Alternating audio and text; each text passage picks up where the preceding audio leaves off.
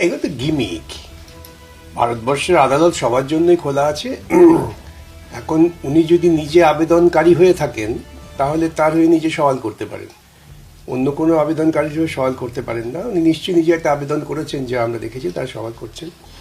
এখন উনি যা সওয়াল করছেন এগুলো কিছুই নতুন কিছু নয়, এগুলো ফ্যাক্ট বলছেন। এর সঙ্গে আইনের কি বৈধতা আছে না তা নিয়ে সওয়াল করছেন না, করতেও পারেন না।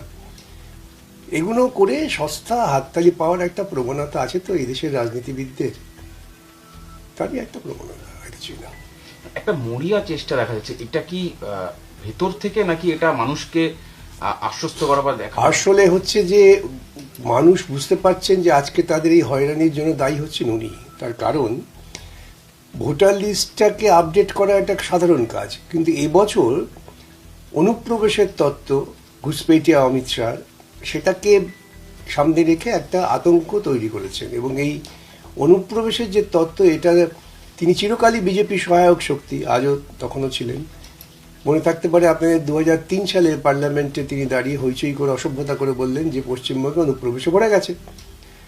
এখন তিনি যে বিষ বৃক্ষটা রোপণ করেছেন তার ফলটা তো এখন দেখা যাচ্ছে।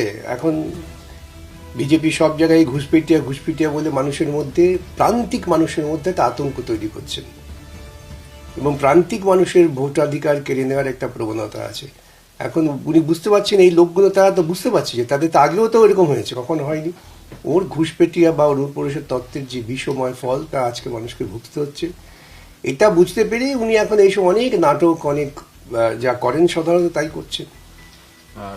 বঙ্গভবন থেকে নির্বাচন সদন এবং তৃণমূলের সক্রিয়তায় শেষমেশ সুপ্রিম কোর্টও বাদ পড়ল। কোথাও কি শাসক দল তার ভোট ব্যাংকে হাত পড়ে যাচ্ছে এই ভোটার তালিকা সংশোধনের জন্য? সেইটার কারণে ভোটার তালিকা সংশোধনে তাদের হাত পড়ে, তার থেকেও তারা বেশি বিপদগ্রস্ত হচ্ছে যে এই অনুপ্রবেশের তত্ত্ব তো ছিল না আগে। মানুষ তো বুঝতে পারছে অনুপ্রবেশের তত্ত্বটা মমতাই তৈরি করেছেন, এবং যার ফলে মানুষের ক্ষোভটা, চাপা ভাব ক্ষোভ তৈরি হচ্ছে মমতার বিরুদ্ধে, এবং সেখান থেকে দৃষ্টি ঘোরাবার জন্য এইসব নাটক তাকে করতে হয়, তিনি করছেন। আরো একটা অভিযোগ, আরো একটা বিষয়, সেটা হচ্ছে নির্বাচন কমিশনের বিরুদ্ধে মুখ্যমন্ত্রী ইমপিচমেন্ট আনার কথা বলছেন এবং চলতি অধিবেশনেই মোশন আনার চেষ্টা করছে। অন্যান্য সহায়ক দলগুলো বা বন্ধু দলগুলোকেও পাশে চাইছে। সবাই চেষ্টা করতে পারে, ইমপিচমেন্টে কোনো যুক্তিসঙ্গত কারণ থাকতে হবে তো। ইমপিচমেন্ট অত সহজে হয় না। ইমপিচমেন্ট করলে দেখাতে হবে তিনি সংবিধান বিরোধী কাজ করেছেন, গোপনে গোপনে বিজেপির সঙ্গে আতাত করে তিনি সর্বত্রই অশান্তি সৃষ্টি করছেন। এখন তিনি যদি বলেন যে তিনি ইমপিচমেন্ট আনবেন, সেটা দেখা যাক, তারা তাদের ব্যাপার।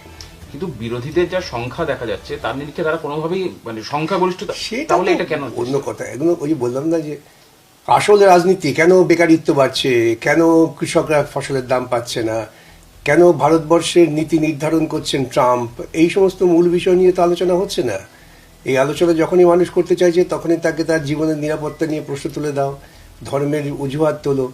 এই নোংরা রাজনীতিটা তো উনি বিজেপির সঙ্গে তাল মিলিয়েই করছেন। আর এখন কিছু কিছু ক্ষেত্রে ওর যে একটা তথাকথিত কিছু সাধক ভক্ত ছিলেন যারা ওকে ধর্মনিরপেক্ষ বলতেন, তারা বুঝতে পারছেন পিঠে টান পড়ছে, তাই এসব নাটক।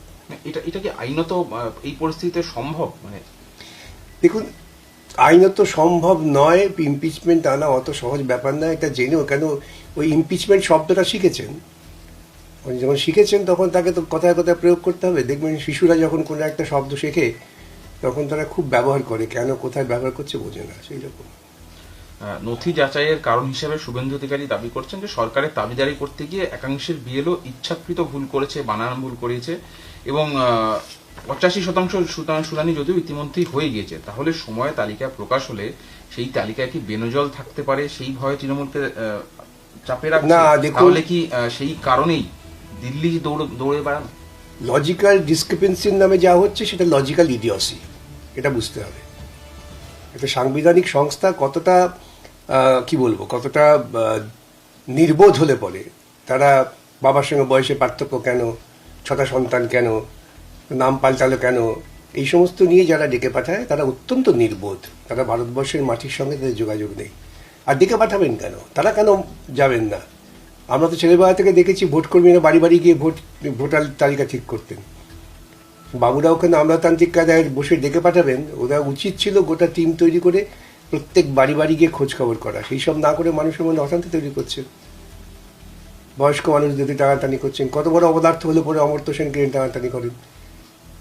অর্থাৎ এই প্রক্রিয়াটা যারা তৈরি করেছেন তাদের উদ্দেশ্যটা ছিল মানুষকে হ্যারাস করা, এবং তারা সেই মমতার দেওয়া অস্ত্রটাকেই ব্যবহার করেছেন। ভোটার লিস্টের নাম তোলার সঙ্গে নাগরিকত্বের কোনো সম্পর্ক নেই, কিন্তু সেই সম্পর্ক যুক্ত করার চেষ্টা করেছেন। যে সমস্ত নথি নির্বাচন কমিশন চেয়েছেন, আমি তো বহুদিন থেকে বলে আসছি, ওই সমস্ত নথি কি ভারতবর্ষের প্রধানমন্ত্রী, ভারতবর্ষের স্বরাষ্ট্রমন্ত্রী, ভারতবর্ষের মন্ত্রিসভার কেউ দিতে পারবেন?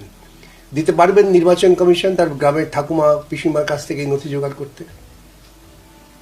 যে দেশে ঝড়ে জলে বন্যায় প্রত্যেক মানুষ প্রতি বছর এক প্রান্ত থেকে আরেক প্রান্তে ভেসে চলে যায়, সে দেশে নথি? এই সমস্ত নক্কারজনক কাজ করে ওটা মানুষকে অশান্ত করছেন। শেষ আমার প্রশ্ন, যে আদালতে আপনার মতো বর্ষিয়ান আইনজীবী বা আরো যারা রয়েছেন সুপ্রিম কোর্টে বিচারপতিদের সামনে সওয়াল করে, আজকে মুখ্যমন্ত্রী সেই আদালতেই কালো গাউনের মতো একটা পোশাক পরে সেখানে তিনি সওয়াল করছেন, সারা রাজ্য সারা দেশ দেখছে, এটাকে একটা নজিরবিহীন। পশ্চিমবঙ্গকে উনি বহু ক্ষেত্রেই একটা ক্লাউনি স্টেট হিসেবে প্রতিপন্ন করেছেন, সেটা তার একটা অংশ যুক্ত হলো।